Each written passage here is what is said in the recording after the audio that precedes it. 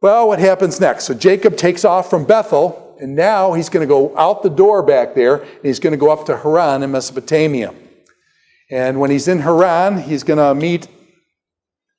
Where do you meet women in the ancient world? If you're going to meet women, where do you hang out?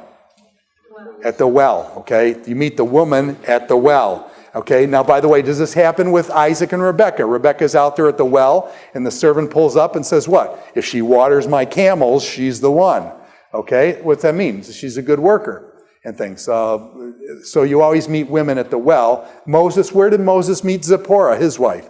At the well. So, anyways, Jacob's at the well, and basically it says here, Laban had 2 daughters. The name of the older was Leah. By the way, is that significant? The name of the older was Leah, and the name of the younger was Rachel. And Leah had weak eyes. Let me not elaborate. But Rachel was lovely in form and beautiful. Jacob was in love with Rachel and said, I will work 7 years in return for your younger daughter, Rachel. Couple things. Is this bartering for this girl? And saying, hey, I'll work for you for 7 years, you give me your daughter.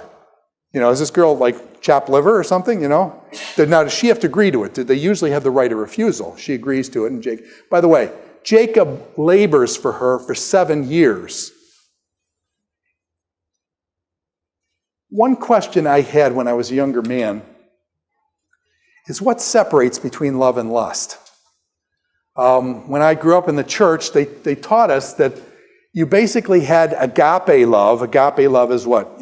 God love, loving things. Okay, and you had eros love. Eros love, sexual attraction love. And so it was agape love, and you had this lust, desire, erotic love, okay? And it was always so clear, agape love was over here, erotic love was over here. And then, fortunately for me, I met my wife. When I met my wife, all of a sudden, it was like these two things got like this. And my question to myself was, and I'm not serious, this was a serious question for me, am I erotically in love with this woman because she's beautiful, she's wonderful, she's talented, she's everything I dreamed of, and am I in love with her? I lust her. Do I love her? You see the difference?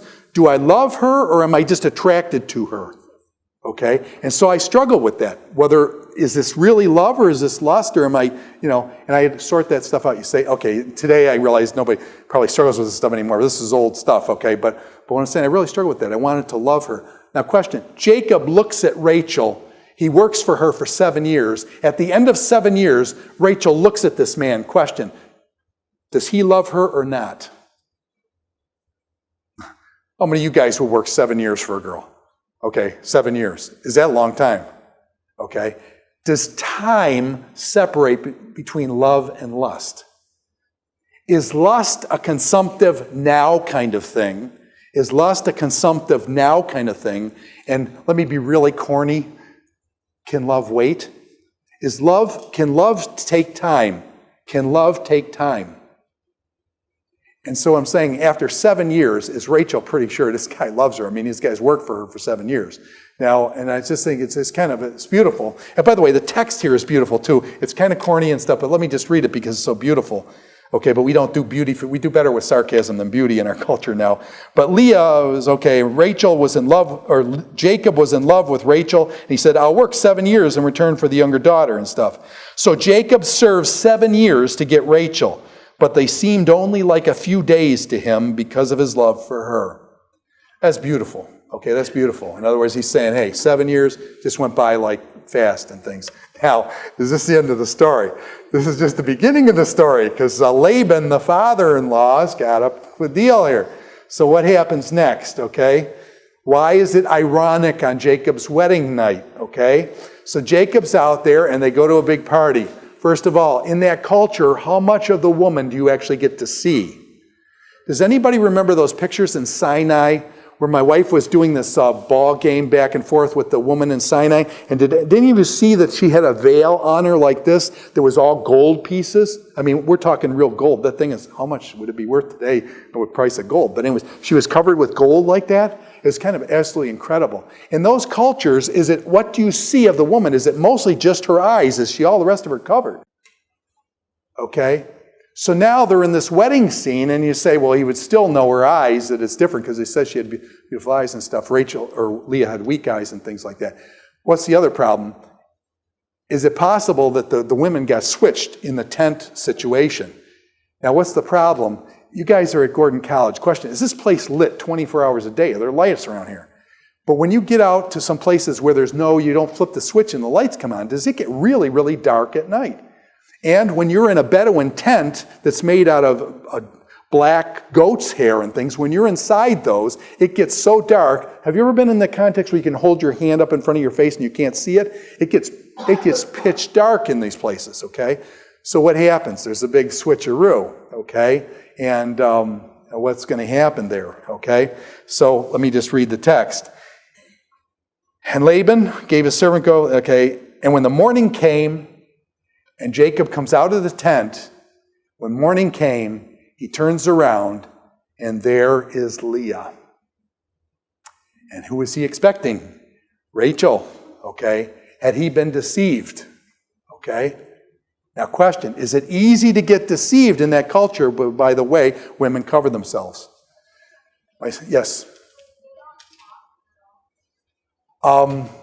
Possibly. Okay. I'm gonna walk over here. I better walk over here, Kyle, because I don't want to get struck. Okay, what I'm going to suggest to you is that possibly, in other words, there was a big party, and there would have been talking going on in the party, but when they went in the tent, then there was probably silence in the tent that way in the night. Other things were going on. Okay, so, all right, I probably want to get out of that one. But let me just tell you, while I'm over here, let me just tell you, my son was in Afghanistan. I told you that before. And they were in a battle with Taliban-type people. And it was really interesting. There were 3 Taliban. They were going after the Taliban. And then all of a sudden, the Taliban disappear. He says they're like ghosts, man. They just disappear. And then all of a sudden, he looks down the road, and there are 3 women walking in the road. Now, in Afghanistan, do the women totally cover themselves, even over their face? And they have these little things that are like grids that they look out of, so you can't even see their eyes. And so my son, I probably need to change the story a little bit, but my son, or some individual who is a Marine, starts seeing these 3 women walking down the road. And he tells his commander, he says, let's shoot them. That's them. That's those guys.